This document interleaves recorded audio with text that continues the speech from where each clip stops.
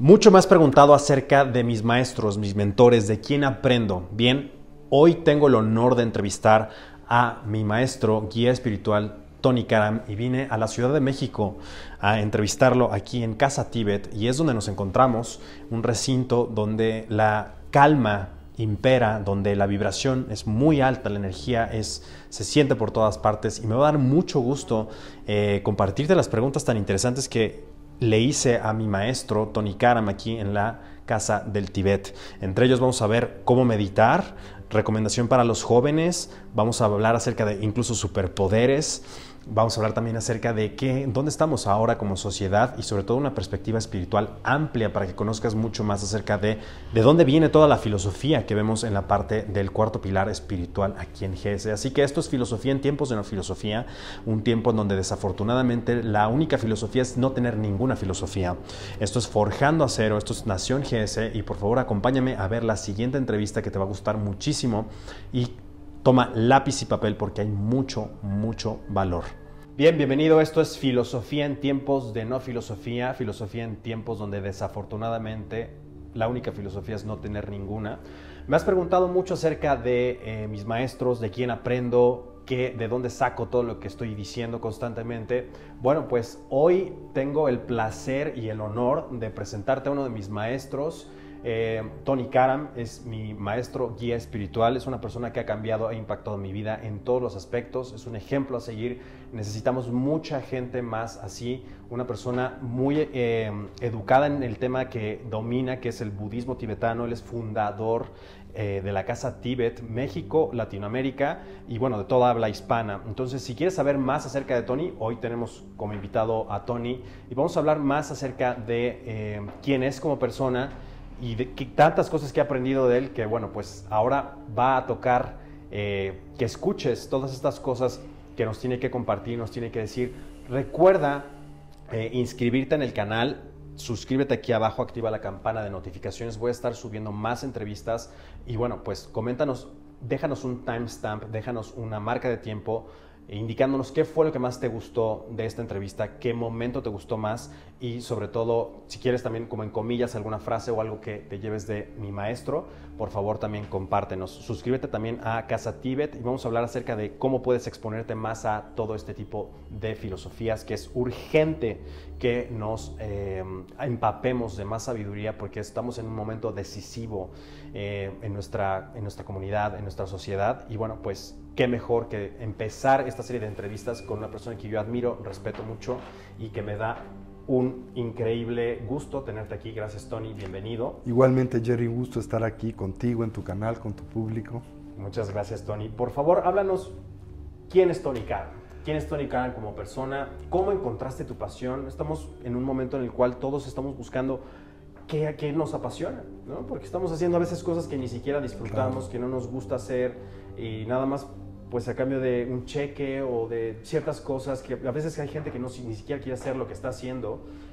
¿Cómo encontraste tú tu pasión, que es el budismo? ¿Cómo encontraste eso que te llama? ¿Cómo encontraste aquello que es lo que más amas hacer, que es lo que me consta que consagras día y noche y toda tu energía a este proyecto de Casa Tíbet? Bueno, en mi caso, Jerry, el interés por el budismo y particularmente por la expresión que este tiene dentro del ámbito de la cultura tibetana es algo que emergió en una temprana edad, cuando yo era un niño, aproximadamente a los 2 o 3 años. Empecé a experimentar una serie de sueños, de experiencias visionarias en donde me sentía y me veía vinculado a esta cultura y civilización y aunado a un interés que fue creciendo a lo largo de mi infancia por el tratar de encontrar y dotar a mi vida de genuino significado. Esto es lo que poco a poco me trajo al Tíbet, ¿no? Entonces, desde una muy temprana edad tenía una muy profunda pasión por la cultura y civilización del techo del mundo, por su tradición espiritual, por los lamas tibetanos en términos generales. Claro, en una época en donde se conocía y sabía muy poquito acerca de ese tópico en nuestro país. Y a los 8 años tuve la oportunidad de leer un libro que un tío había dejado olvidado en México, la biografía espiritual de uno de los pioneros del budismo tibetano en Occidente, el lama Nagarika Govinda, que era un lama de origen boliviano, alemán, que tuvo la oportunidad de viajar al Tíbet en la década de los 30, especialmente al oeste del Tíbet, a visitar una región muy excepcional donde está una de las montañas más sagradas del Asia Central, el Monte Kailash. Él era también artista, pintor, poeta, literato, y tuve la oportunidad de conocer en Darjeeling, en India, a el que sería su maestro, su mentor espiritual, Domo Geshe Rinpoche, quien inspiró en él una gran transformación de vida, y él escribió un libro muy hermoso que se llama El Camino de las Nubes Blancas, que narra precisamente su vínculo con el budismo tibetano, con esta muy refinada y milenaria espiritualidad, en donde comparte también esta travesía que hace al oeste del Tíbet en la década de los 30. También nos comparte una serie de experiencias especiales por las que él transita, vinculadas precisamente a la figura de su maestro espiritual, de uno de los más grandes lamas de su generación, Domo Geshe Rinpoche. Y él funda un movimiento espiritual, uno de los primeros que pues detonan el interés y el vínculo con el Tíbet y con el budismo tibetano en general. Así que a los 8 años yo recibo este libro, tengo la oportunidad de leerle, y para mí pues representó una experiencia muy importante, una especie como de recordatorio de algo que yo conocía, de algo con lo que tenía un vínculo muy profundo, algo así, a menudo lo describo como volver a casa, ¿no? Y de ese momento en adelante pues empecé una búsqueda espiritual muy enfocada en Tíbet en general, ¿verdad? Empecé a coleccionar todo lo que pudiera llegar a mis manos del Tíbet, de periódicos, de revistas. En aquel entonces no había internet, evidentemente. Claro. Y así, por ejemplo, me enteré de la existencia de un extraordinario erudito y adepto tibetano, Geshe Lungdup Sopa, quien había sido uno de los primeros enviados de su santidad el 14º Dalai Lama del Tíbet, que había salido del exilio de Tíbet en 1959 en consecuencia de la invasión comunista china del Tíbet, ¿verdad? Y él había mandado a este gran maestro de los Estados Unidos para acompañar a 2 pequeñitos tibetanos que deseaba se educaran en los Estados Unidos, 2 turcos tibetanos, que son 2 altas encarnaciones tibetanas, y él se convirtió en el primer tibetano en ganar una posición formal en una institución académica en los Estados Unidos, en la Universidad de Wisconsin en Madison. Él invita a su santidad el Dalai Lama, es una de las primeras personas que pues lo traen a los Estados Unidos, y ahí en el centro que funda Geshe Sopa, el Dalai Lama da la primera iniciación de Kalachakra, que es uno de los rituales más importantes del budismo tibetano, al inicio de la década de los 80. Y en mí se genera un enorme interés por conocer a este gran lama tibetano, que más tarde se convertiría en uno de mis maestros principales, y también tengo la oportunidad de traerlo a México, y es uno de los cofundadores del proyecto de Casa Tibet. Y también cuando pues yo tengo aproximadamente unos 15 años, tengo la oportunidad de conocer a otro de las grandes luminarias del mundo tibetano, Chogyam Trungpa Rinpoche, que fue uno de los pioneros en la transmisión del budismo tibetano a Occidente. Lo conozco en un viaje en Boulder, en Colorado, en Denver, ¿no? Y me convierto en su discípulo y empiezo a estudiar con él, y así me decido a dedicar mi vida al budismo tibetano. ¿Qué tan importante, Tony, crees que es encontrar ese algo, esa pasión en la vida? ¿Tú crees que toda, por ejemplo, en tu caso, sí, fue algo sumamente sencillo Así y es. Orgánico? Siempre supe que era En mi caso yo tuve que buscar varias cosas. Sí. Pero ¿qué me dices de...? Hay gente que dice que no encuentra ese algo que les apasiona. Sí. Entonces, ¿tú crees que eso es algo que todos tenemos? No sé si coincides conmigo. Yo creo que todos tenemos algo que nos apasiona. Definitivamente. Yo creo que existe siempre en la vida de un individuo algo que en detona esta dimensión que le aporta a su existencia genuino significado. En la tradición budista, Jerry, esto es algo que nosotros asociamos con la consecución de algo muy primario, el bienestar genuino y duradero. Okay. Afirmamos que en efecto aquello que le aporta a la vida profundo y genuino significado es la consecución de aquello que nos aporta un bienestar que trasciende la temporalidad. ¿Sí? ¿Podremos estar hablando entonces de causa y efecto? ¿Karma? ¿Es algo que...? Bueno, buscamos...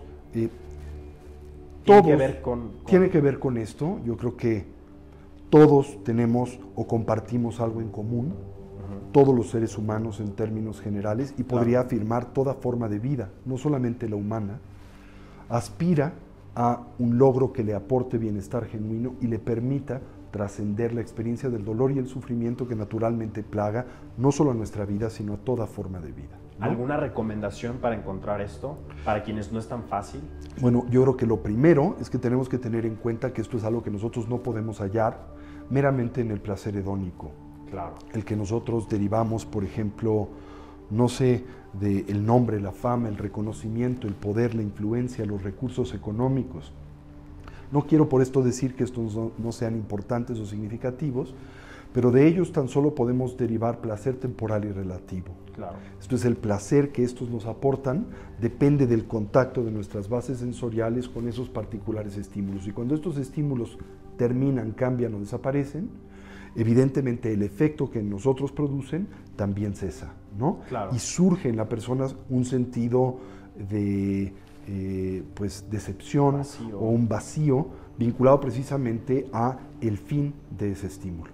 En contraste, el bienestar genuino es aquello que no depende de lo que nosotros tomamos del mundo, sino depende más bien lo que a este traemos en consecuencia de una vida que se ha cultivado en equilibrio, de la mente con el cuerpo, de una mente dotada de sabiduría, de comprensión, de entendimiento, y al mismo tiempo una forma de vida que se enraiza en la virtud o en el quehacer constructivo en términos generales. Ahora, dentro de este contexto, podemos hacer lo que fuere, podemos dedicarnos a todo tipo de actividades, ¿verdad? Pero nosotros las empapamos de este significado profundo, las empapamos de esta sabiduría que comprende la manera en que las cosas son, las empapamos de una forma de vida que se enraiza en un quehacer constructivo positivo, en el espíritu del altruismo, la compasión y el amor.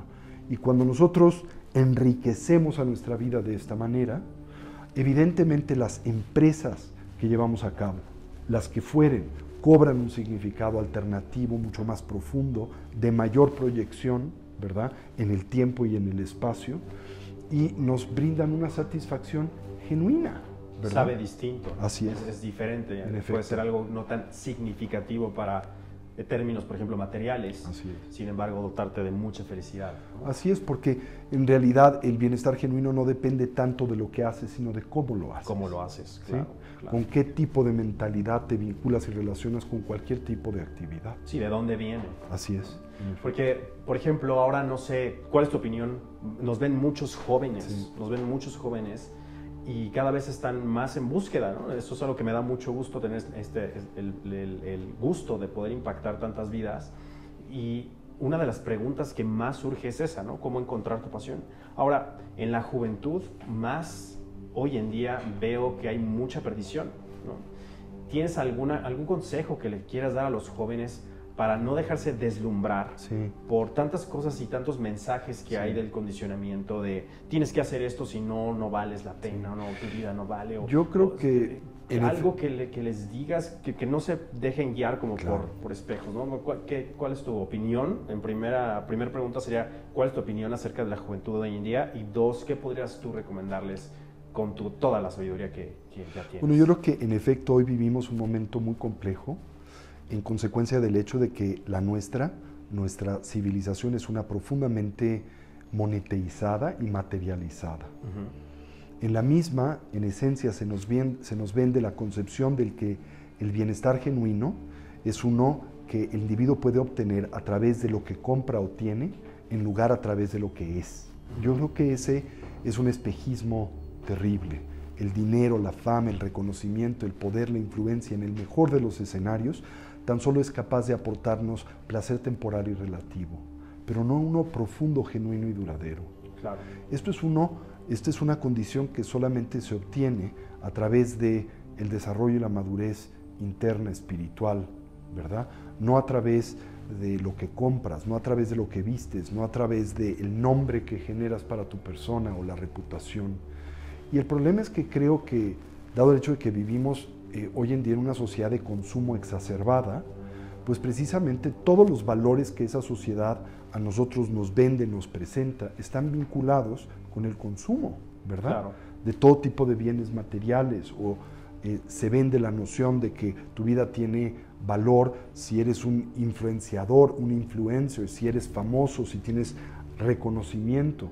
Y la realidad es que cuando uno... A cualquier costo. A cualquier costo, ¿sí? Cuando uno observa a las personas que hacen eso en su vida, no encuentras que al mismo tiempo hayan hallado o actualizado ese bienestar genuino. No hay congruencia. No hay congruencia en ese sentido. Ahora, podríamos hablar porque también de otra matiz, ¿no? También está esta ideología de que el dinero es malo, o poseer es malo, claro, o desarrollar esa parte es negativo. Que también, ¿no? ¿Cuál es sería un como extremo. el balance? Yo creo que... que nos podrías también dar desde el punto de vista hasta espiritual, ¿no? Claro. Cómo generar más abundancia, quizás porque todos necesitamos por vivir en este planeta, ¿no? Claro. Y cuesta. El dinero en sí mismo no es algo malo. Yo creo que aquí lo esencial es tener presente qué es lo que se hace con el dinero. Claro. ¿Para qué lo quieres? ¿Para qué lo empleas? ¿No? Si utilizamos el dinero precisamente para sustanciar nuestras necesidades vitales primarias y para detonar en nosotros este desarrollo interno, espiritual, cognitivo y emocional de una forma genuina, entonces el dinero se convierte evidentemente en una herramienta muy poderosa para el desarrollo evolutivo. Pero si utilizamos el dinero simplemente para adquirir más cosas, simplemente para buscar más entretenimiento, entonces lo que hallaremos es que el dinero no nos puede aportar eso. Claro. Simple y sencillamente, tarde o temprano te vas a hallar más vacío, más insatisfecho, y las dosis, como de una droga, que vas a requerir de dinero y de cosas serán cada vez mayores para mantener esta sensación de satisfacción que es ilusoria en general. Entonces, yo creo que para empezar, como decía, el dinero no es malo, el tener cosas no es malo, pero hay un límite, hay una frontera de lo que es necesario, y después este se convierte también en un obstáculo para el desarrollo personal. Hay un dicho en el mundo tibetano que dice que una casa es una casa de problemas, ¿no? Y que todo lo que uno tiene tarde o temprano también demanda energía y demanda otro tipo de problemas. Así que hay que tener cuidado de lo que quieres, porque igual si lo tienes, lo vas a tener que mantener y lo vas a tener que atender, y todo finalmente se está cayendo a pedazos a nuestro alrededor, todo es transitorio y demanda una enorme cantidad de energía el sustentar y mantenerlo, ¿no? Claro. Y hablando de obtener lo que quieres, para esas personas que están estancadas en esa parte como de el flujo, ¿no? del ir y venir, Sí. ¿qué recomendarías como para empezar a generar abundancia, o al menos para empezar a tener medios para estar en otra plataforma donde pueda uno? Porque algo que he observado es que si tienes este tipo de problemas, digamos, más básicos, no puedes preocuparte por cosas más elevadas, Claro. como por ejemplo la espiritualidad. Claro. Entonces, ¿qué recomendarías a las personas que no están todavía en esa plataforma, poder lograr esa plataforma? ¿Qué podrían hacer para lograr esa plataforma? Para poder entonces sí actualizar cosas más sofisticadas, más que van a tener más impacto en el largo plazo para su vida. La causa primaria de la abundancia, desde la perspectiva de la tradición milenaria espiritual budista, es la generosidad. Okay. Así que lo primero con lo que nosotros debemos, a la medida de nuestras posibilidades, trabajar para detonar esta condición de abundancia en todas sus diferentes expresiones en la vida, es cultivar el desapego y la generosidad. Esto es el arte del dar, ¿sí? Ahora, ¿qué es lo que esto quiere decir? Porque quizá algunas de las personas que generosamente nos escuchan podrían arguir que tienen muy poco que dar, ¿sí? Y aquí yo creo que lo esencial es que nosotros nos distanciemos de la concepción de la generosidad como una expresión de algo muy valioso, como una expresión de algo muy costoso. Ser generoso es algo que se puede cultivar a través de acciones muy simples, porque tú puedes dar un poquito de tu tiempo, puedes dar oído a aquel que lo necesita porque transita por un problema y una dificultad, ¿verdad? Puedes dar un consejo de aliento, puedes dar, ¿qué te gusta? Alguna recomendación vinculada a algo que has aprendido en tu vida. Puedes dar un poquito de tu tiempo para ayudar a otros a actualizar tareas y necesidades que requieren, como por ejemplo ayudar a un viejo que encuentra difícil cruzar la calle, asistirlo a cruzar la calle. La generosidad tiene muchas expresiones, ¿no? No únicamente monetarias. No únicamente monetarias. Que también ayuda a hacerlo. Y monetarias también no quiere decir que tengas que dar todo tu capital. Claro. Y si tienes poco, puedes dar un porcentaje pequeño de lo que tienes, que proporcionalmente a lo que tienes se convierte en un acto importante de dar, de generosidad. Y esta es la causa primaria que genera lo que llamamos el karma para poder obtener abundancia, para poder recibir. Para poder recibir. Así que en esencia, si lo que quieres es recibir, tienes que empezar por dar. Por dar, claro. Lo hemos comentado una y otra vez. Así que ya sabes, a empezar a echar a andar este flujo. Tu recomendación para los jóvenes, Tony. Hablábamos de que desafortunadamente cada vez vemos como más en picada, ¿no? Sí. Cada generación va peor que la anterior y Sí. eso quizás nos hace sonar un poco como viejitos que estamos quejándonos de las nuevas generaciones, pero es real. Es real. Yo creo que vivimos, vuelvo a insistir, en una sociedad profundamente monetizada, una sociedad de un exacerbado consumo, que además a la larga no es autosustentable porque al ritmo de consumo en el que nos hallamos estamos degradando la tierra en la que vivimos, ¿no? La tierra no aguanta el grado de explotación que este estilo de vida de consumo tiene la sociedad occidental. Claro. Entonces, si nosotros buscamos un modelo de supervivencia de mediano y largo plazo, esto es algo que tiene que cambiar, ¿no? Y bueno, lo que le recomendaría a los jóvenes es que tuvieran en cuenta que el placer y el bienestar más profundo que existe no es el que depende de todo tipo de estímulos externos, sino que el que se obtiene de una vida, mente y corazón en equilibrio, y que busquen ese equilibrio interior que además es gratis. De estas recomendaciones, algo que pudieran ya hacer desde ahora, porque a veces nos dicen, bueno, es que yo todavía vivo con mis padres, ¿no? Por ejemplo, algunos, hay gente que se acaba de... tenemos audiencia de todas edades, ¿no? Sí. Hay quien se acaba de separar, hay quien está por formar una familia, hay quien acaba de entrar a la universidad, hay quien todavía vive con sus padres. Algo que pudieran hacer todos desde ahorita que nos están viendo en casa, para poder, digamos, cambiar su estado, ¿no? Sí. Cambiar su forma de ver la vida. Sí. Que no sea como... la idea sería como, ¿qué pueden ya hacer desde... sin tener que salir de su casa, sí, para empezar como a cambiar el rumbo de su vida? Lo primero que yo recomendaría es tratar de involucrarse y construir una disciplina cotidiana introspectiva y contemplativa. El objetivo fundamental de la misma es generar la habilidad de suspender esta tendencia en nosotros habitual y compulsiva, siempre proyectar nuestra atención hacia afuera, ¿sí? Y en contraste, desarrollar la habilidad de atender nuestro fuero interno, aprender a voltear hacia nosotros en oposición a siempre estar interesados y obsesionados por lo que pasa afuera de nuestro mundo. Esto se basa en un descubrimiento muy primario, muy elemental. El hecho de que nuestra experiencia, si bien toda aquella por la que en el mundo y la vida transitamos, si bien es cierto que nuestra experiencia está influenciada por el mundo sensorial al que nos vemos expuestos cotidianamente, sí, ese mundo no determina nuestra experiencia. En el caso más extremo, tan solo la influencia. ¿Qué es lo que determina nuestra experiencia?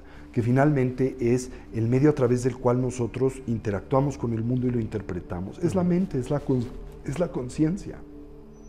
Nuestra mente es el factor que determina la manera en que nosotros experimentamos el mundo, no el mundo en sí mismo. Claro. Y si este es el caso, pues deberíamos de invertir atención, tiempo y talento al cultivo de ese maravilloso y poderoso instrumento que es la mente. Y bueno, el primer entrenamiento en el que uno puede, con el que uno puede comprometerse o al que uno puede sujetarse es un entrenamiento muy simple para refinar la atención y la concentración. La atención y la concentración están naturalmente vinculadas a la funcionalidad mental. Claro. Y en contraste, una mente ausente de atención y concentración es una mente, por definición, disfuncional. ¿Sí? Así que hay un ejercicio muy simple en el que cualquier persona puede involucrarse todos los días, unos minutos al día, 24 minutos al día, recién se levantan o en cualquier momento del día. Y este es un ejercicio milenario, la primera práctica de meditación que el Buda histórico nos dio, nos legó y en la que nos instruyó. Se llama la práctica de la recolección de la respiración. ¿Podrías ¿Sí? darnos Por el supuesto. honor de guiarnos para los que nos están viendo en casa y lo pueden hacer junto con nosotros? Claro que sí. Eh, Vamos a por favor. conjuntamente dedicar unos momentos a esta disciplina que decía tiene por objetivo el refinar la atención y la concentración unipuntual. ¿Ok? Bien. Entonces, el consejo primario es sentarnos derechitos, con nuestra espalda erguida, con nuestra cabeza en equilibrio o balance. Podemos ejecutar este ejercicio con los párpados cerrados o abiertos, como lo deseemos, ¿no? Quizá es más fácil para la mayoría hacerlo con los párpados abiertos para evitar la distracción. Y vamos a simplemente colocar a nuestra atención o recolección sobre el proceso y flujo natural de la respiración. Cualquier idea, cualquier sensación o estímulo que en nosotros surja la observamos y liberamos. Esto es, la dejamos pasar intentando no elaborar sobre de la misma. Con una actitud de suavidad y naturalidad volvamos la atención o recolección sobre el flujo natural de la respiración. Simultáneamente atendamos a la esfera de las sensaciones táctiles, en especial aquellas naturalmente asociadas a la respiración, comenzando por la relajación. Para ello recorramos a nuestro cuerpo desde la coronilla de la cabeza hasta las plantas de los pies. Y ahí donde hallemos o identifiquemos cualquier elemento o rastro de ansiedad y tensión, relajémoslo.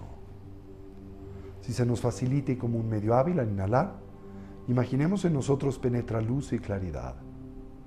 Concibamos como la misma se vierte sobre esos puntos de tensión y ansiedad. Al hacerlo, los ilumina, distiende y relaja. Y al exhalar, imaginemos esa tensión nos abandona, como vapor de agua que espontánea y naturalmente se diluye o desvanece en el vacío. Mantengamos a nuestra recolección o presencia mental firmemente asida sobre el objeto de concentración, el respirar. Mientras cultivamos una actitud de atención introspectiva, dirigida hacia la emergencia de los diferentes obstáculos que dificultan, obstruyen y obnubilan a la práctica, sobre los que aplicamos sus respectivos antídotos. De experimentar extremidiación o diálogo interior, cuchicho interno, nos concentramos en la exhalación, y así la sensación gradual o progresiva de tranquilidad y relajación que le acompaña. Y de ser presas del hundimiento mental, el sopor sueño o la mera pérdida de claridad, nos concentramos en la inhalación, así como en la viveza y la alerta, la claridad mental que ésta detona y propicia. Así orientemos a nuestra mente y cuerpo hacia su estado natural. ¿Cuál es este? Uno del todo relajado, libre de tensión, estable y quieto, dotado de claridad, alerta y una actitud de vigilancia.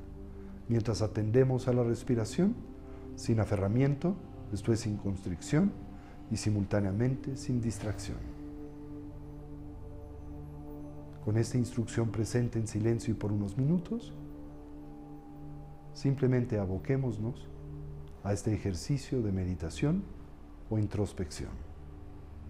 Cualquier idea, cualquier sensación o estímulo que en nosotros surja, la observamos, la liberamos, la dejamos pasar, no elaboramos sobre de la misma. Con suavidad y naturalidad, cuantas veces sea necesario, volvemos a nuestra atención o recolección sobre el flujo natural de la respiración.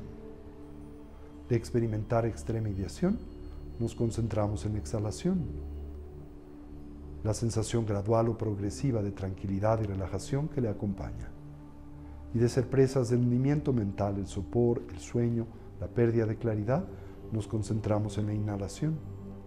Así en la viveza y en la alerta, en la claridad mental que ésta detona y propicia.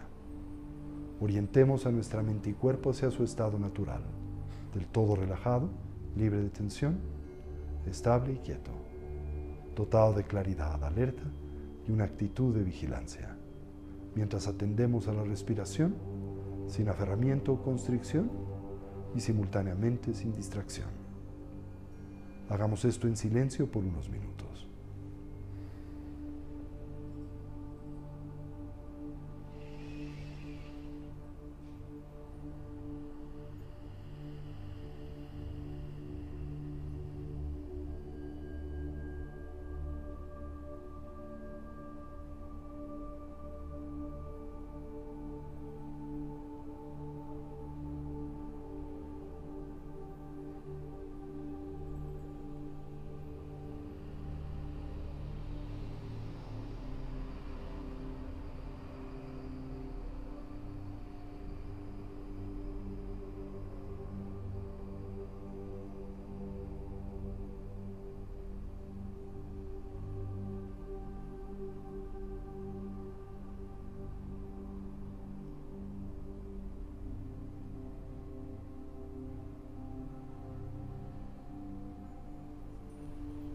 Y ahora sentemos nuestra intención, por ejemplo, la del día.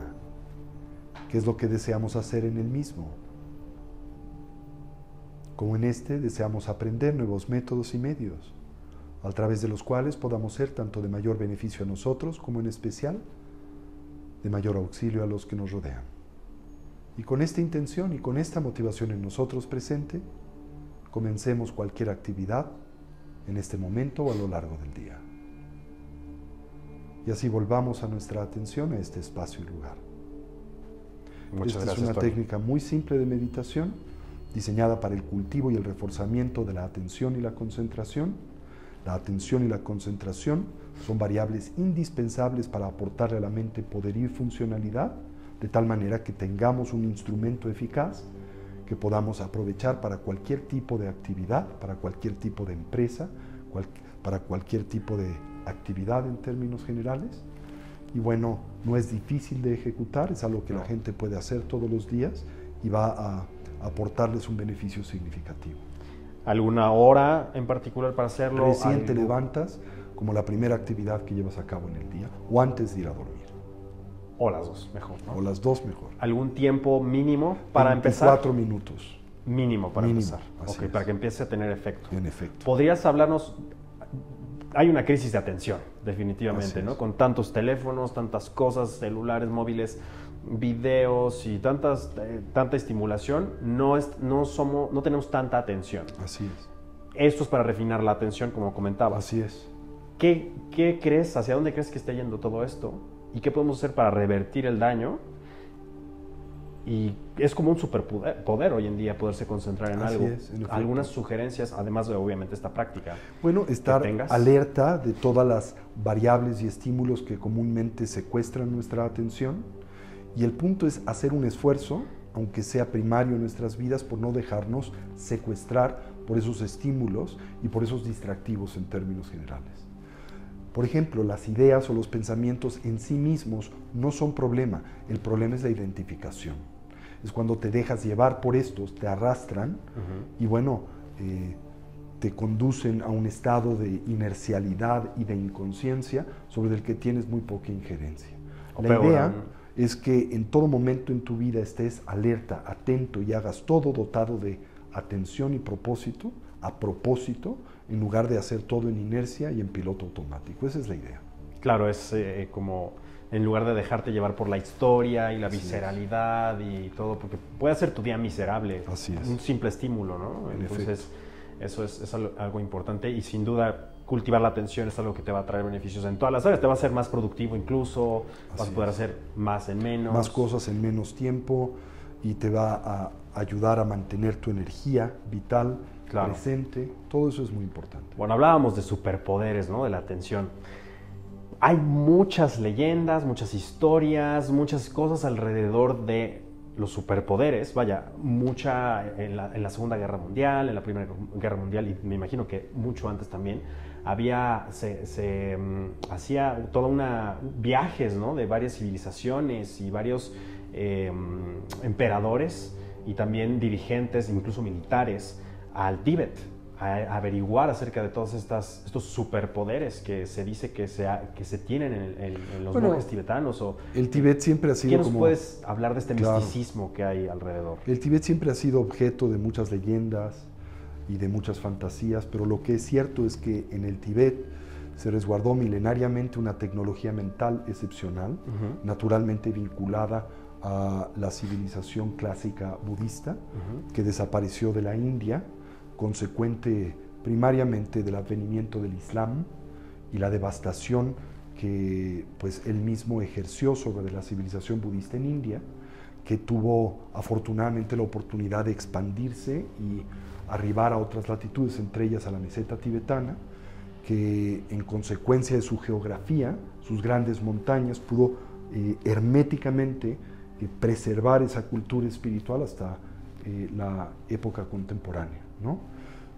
La realidad es que nuestra mente tiene potenciales excepcionales, pero nosotros no podemos acceder a los mismos por la gran disfuncionalidad en la que nuestra facultad cognitiva hoy se halla. La manera en que nosotros podemos contrarrestar esa limitante es precisamente a través de refinar y cultivar, de empoderar a la mente de atención y concentración.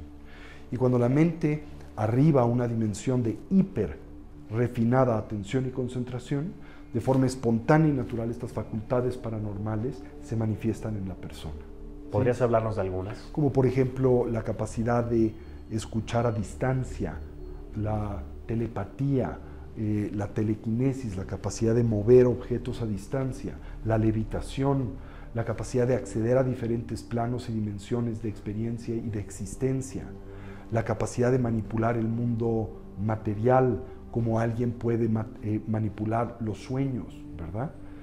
Todo esto es consecuencia de una mente hiper refinada, estable y atenta. Algo que cualquier persona puede cultivar si simplemente se da el tiempo para hacerlo, ¿no? ¿Nos podrías contar alguna historia o ejemplo personal que hayas experimentado o visto de algo, o alguna historia que tengas como... Bueno, a mí es algo que me fascina. Entonces... Por ejemplo, todos mis maestros tibetanos, Tulku Urgyen Rinpoche, que fue uno de los más grandes maestros tibetanos del siglo XX, Geshe Lungtop Sopa, el propio Dalai Lama, son personas que tienen una capacidad de atención tan refinada y una capacidad empática tan poderosa que pareciese como si en efecto pudiesen leer tu mente en todo momento. Cuando estás cerca de este tipo de grandes adeptos y contemplativos, eres un libro abierto para ellos.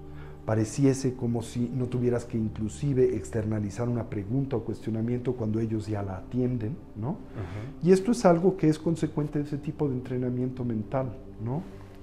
Evidentemente es una cualidad muy útil para poder beneficiar a los que te rodean. En mi caso, y en consecuencia de este entrenamiento al que he dedicado pues casi 50,000 horas a lo largo de mi vida, pues tengo una gran capacidad de empatía, de intuición, claro, sobre de los demás, una capacidad para leer la condición y circunstancia por el que alguien transita y atraviesa, y en ese sentido pues darle un consejo vital que le es de utilidad, ¿no? Claro. A veces también saber lo que esa persona siente y piensa, inclusive antes de que lo siente y lo piense él mismo o ella misma, ¿no? O cuando antes de que lo haga consciente, uno lo puede intuir, ¿verdad? La capacidad de ver la complexión energética de una persona, ¿sí? Más allá de su complexión física, uh-huh, lo que comúnmente la gente llama el cuerpo de energía o el aura de la persona, que también es una dimensión del individuo, su dimensión eléctrica y energética, en donde se manifiesta su pensamiento en su expresión más fina y más primaria, ¿no? Esto es algo que también uno puede percibir cuando se aquieta el diálogo interior, cuando el individuo deja de estar proyectando todo tipo de expectativas y demandas sobre el mundo y simplemente la mente descansa en su condición natural. Y cuando uno tiene experiencia en lograr esto, la persona de pronto se manifiesta no solo en su apariencia física, sino también en su dimensión sutil y energética. Y bueno, esto comunica mucho acerca de la persona, lo que claro, siente, lo que experimenta, y nos ayuda simultáneamente a ver cuáles son sus necesidades y cómo podemos ayudarlas, ¿no? Muy bien. ¿Alguno otro que tengas, que nos puedas compartir? Uy, tantos. Hay muchos. A lo largo de mi vida he visto en todos estos grandes adeptos y maestros tibetanos la manifestación de todo tipo de facultades paranormales, ¿sí? Bueno, eso ya nos contarás en otro capítulo. Claro que sí, con mucho gusto. Muy bien. Tony, ¿dónde podemos...? También eso. Advertencia, porque hay muchos charlatanes. Sí. ¿Dónde podemos encontrar algo que yo, y esto lo hemos comentado, algo que yo considero de verdad una fortuna, es que en mi búsqueda, porque para mí el budismo ha significado muchísimo, en mi búsqueda no tuve que buscar mucho. Sí. Inmediatamente fuiste con la primer persona que yo fui expuesto por uno de mis mejores amigos. Tenías buen karma. Buen karma, exactamente. Sí. Pero hay gente que no. Yo he escuchado todo tipo de historias, claro, de gente que ha acabado con cada charlatán. Por supuesto. Y no solamente acaba peor de como empezó, sino que ahora ya tiene una revoltura de ideologías, sí, y de claro, cosas. ¿Dónde podemos empezar con el budismo? Pues yo les recomendaría que se acerquen evidentemente a la Casa del Casa Tíbet. Cuéntanos dónde podemos encontrar todos los recursos, con etcétera. Mucho gusto. La Casa del Tíbet de México es el centro cultural oficial de Su Santidad el Dalai Lama para México y Latinoamérica. Es una institución que este año cumple 30 años de vida y probablemente una de las instituciones no solo más antiguas, sino influyentes de su estilo en el mundo. pueden pues acercarse a nosotros. Nuestra sede se encuentra en la calle de Orizaba 93, Colonia Roma, entre Tabasco y Colima, en la colonia Roma de la Ciudad de México. Tenemos centros en varias partes de la República Mexicana, en 19 ciudades de la República Mexicana, de Centroamérica y los Estados Unidos, en Querétaro, en León, en Guadalajara, en Monterrey, en Saltillo, en Cancún, en Playa del Carmen, en Puebla, en Cuernavaca, en fin. ¿Fuera de México? Fuera de México, aquí en la Ciudad de México. Tenemos un programa presencial en todas estas y un programa virtual que se puede seguir a través del internet, a través de streaming. Damos una serie de seminarios introductorios a lo largo del año, de seminarios de introducción a la meditación, de seminarios dedicados a trabajar con nuestras emociones aflictivas y cómo transformarlas, de seminarios que lo que buscan es dotarnos de herramientas para darle a nuestra vida genuino significado, el que naturalmente asociamos a la consecución del bienestar genuino, y contemplamos que el método o el medio idóneo para lograr ese objetivo es el estudio y la práctica de esta ciencia de la conciencia que es el Buda Dharma. Y bueno, pueden contactarse con nosotros a los teléfonos 55 11 0802, 55 11 0802, al 55 14 7763. Estamos en Twitter, estamos en Facebook, estamos en Instagram, ¿verdad? Pueden visitarnos físicamente, pueden consultar nuestra página web www.casatibet.org.mx. Y en especial este fin de semana tenemos nuestro curso de introducción a la meditación que imparto personalmente y que representa el portal de ingreso al programa formativo que ofrece anualmente la Casa del Tíbet de México. También pueden hacerlo online, ¿correcto? También lo pueden hacer online desde su casa. Ok, no tienes que ir a ningún lado, no hay es. pretexto. Casas fuera de, porque no nada más hay en México como Así país, es. sino en qué, me comentabas, también Saltillo, están en Laredo. Monterrey, Laredo, Texas y Laredo, México, Nuevo Laredo, Querétaro, Guadalajara, León, Sudamérica, Cancún, Centroamérica. Guatemala, Ciudad de Guatemala, San Salvador. En todos estos lugares pueden Perfecto. pues acercarse a nosotros en Casa Tibet, en Puebla, en Cuernavaca, en fin, tenemos muchos Por todos lados. Por todos lados. Y si no, con la belleza del internet, Así es, pueden, directamente. no hay pretexto, no hay excusas. En efecto. ¿Alguna recomendación extra? Vamos a hacer otro capítulo, está platicada para muchísimo más. Así que esperemos que nos Bueno, yo creo que dar una última recomendación es tener presente que cualquier avance en nuestro desarrollo evolutivo demanda de un cierto esfuerzo y disciplina. Nada viene gratis en esta vida. Claro. Y también, inclusive, la búsqueda del bienestar genuino demanda de nosotros un cierto esfuerzo y compromiso. No tengan miedo en esto, dado el hecho de que nosotros ya pues imprimimos gran esfuerzo y compromiso en todo tipo de estrategias que tan solo nos aportan conflicto, dolor y sufrimiento. Así que tomemos un poco de la energía que invertimos en estos hábitos neuróticos y reorientémosla hacia hábitos que nos pueden aportar bienestar y felicidad y que nos pueden ayudar a redimensionar el por qué y para qué estamos en el mundo. Perfecto. Maestro, muchas gracias por estar con nosotros. Te podemos tener otro capítulo más, porque seguramente va a haber muchas preguntas que por favor déjame aquí abajo las preguntas, un timestamp, una ventana de tiempo de lo que más te haya gustado, si tienes más dudas, más preguntas, para que recolectemos todas esas preguntas y nos hagas favor de contestarlas en alguna otra ocasión. Con mucho gusto. No se pierdan del curso de Casa Tíbet, el introductorio, el que sea de manera online. Es un curso que ha cambiado mi vida, por eso lo estoy compartiendo y compartiendo. De verdad, mi vida fue antes una de mi exposición al budismo y una después. Otra pregunta que a veces viene mucho es, ¿el budismo es una religión? No. Porque a veces como que esto es como, ay, no, es religioso, entonces puede ser... El budismo o el Buda Dharma, explicarnos? por supuesto, es una ciencia cognitiva. Exacto. ¿Sí? Es una disciplina que tiene por objetivo el potencializar nuestras facultades perceptuales, que tiene como meta el ayudarnos a dilucidar la naturaleza del dolor, el sufrimiento y la insatisfacción, las causas que producen nuestros conflictos y dificultades cotidianas, y aplicar antídotos eficaces para superar esas condiciones y para acceder, como he comentado recurrentemente, a una dimensión genuina de bienestar y felicidad, más allá de el placer hedónico, el sensorialmente condicionado, que es siempre temporal y relativo. ¿Sí? Es una ciencia de la conciencia. Podría ir al seminario. Yo recuerdo en el seminario, en el primero al que yo fui, que ya tiene más de 8 años, había gente de todas las filosofías, todas las religiones, no es una y aún religión. así extrajeron muchísimo valor y lo llevan a su vida y no pasa nada. Así ¿no? es. Entonces no tengan miedo.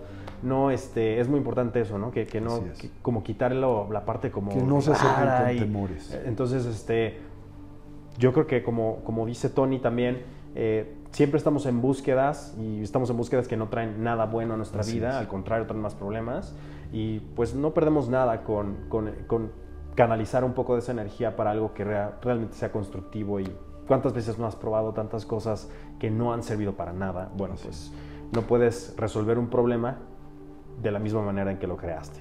Entonces, esta es una muy buena manera de actualizar tu mente, de cambiar tu vida. Muchas gracias, Tony, por estar con nosotros. Gracias a ustedes, es un gusto siempre.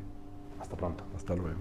Por favor, aquí abajo déjanos las preguntas que tengas para Tony Karam. Inscríbete en el siguiente curso. No hay pretexto, no hay excusas. Invierte en tu persona, invierte en tu desarrollo. No tienes que venir a ningún lado. Solamente tienes que meterte en la página que vamos a dejar aquí abajo. Vamos a dejar los links de Casa Tíbet, de Instagram, Facebook. También vamos a poner un enlace para la página oficial para que puedas registrarte ahí directamente. Lo único que tienes que hacer es querer. Esto es Filosofía en Tiempos de No Filosofía. Gracias por vernos. Comparte este video con quien creas que sea más necesario. Todo el mundo puede llevarse mucho valor de esta entrevista y nos vemos en el que sigue.